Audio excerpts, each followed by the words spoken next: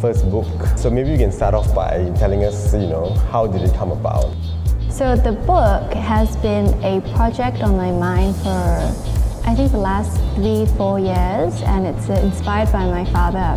And the concept of the book is A to Z alphabet book for children, but instead of teaching A for apple, B for ball, which is materialistic things, it's teaching A to Z in values.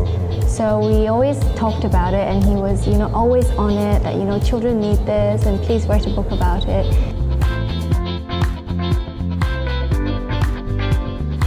But you did mention that you've always had a passion for writing. It's something that you always enjoyed and wanted to explore. Yes, and I've always liked language.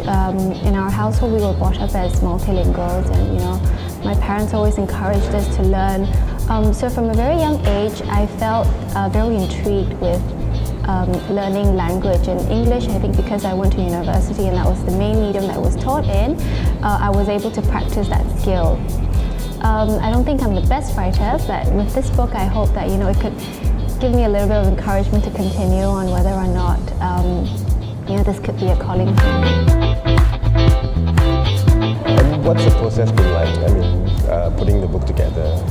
It's been a bit harder than I initially imagined. I thought it was just going to be like I write something, somebody checks it, edits it, puts it to print, but it's a lot more than that. I've been through many drafts now, lots of rounds of edit, lots of rounds of checking with my illustrator to see whether or not he can bring out the story of what I've written down, back and forth, and of course a lot of times me having to be satisfied with it.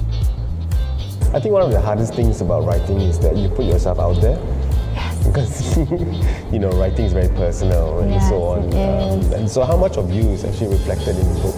Very much. I think when you see it later on, you'll see that it's quite philosophical. It talks a lot about trying to be a good person. The title of the book is A to Z, Grandpa and Me. So it's a very simple sort of feel, but in this case, the inspiration was my father, and the book is written from a voice of my young children.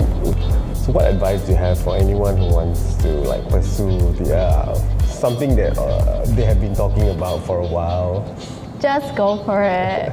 Yeah, if you fail, people will forget in 2 years' time, but if you don't do it, you'll be like, 2 years ago if I did this, I would have gotten somewhere by now. So I think, but now, I'm very happy that I started it.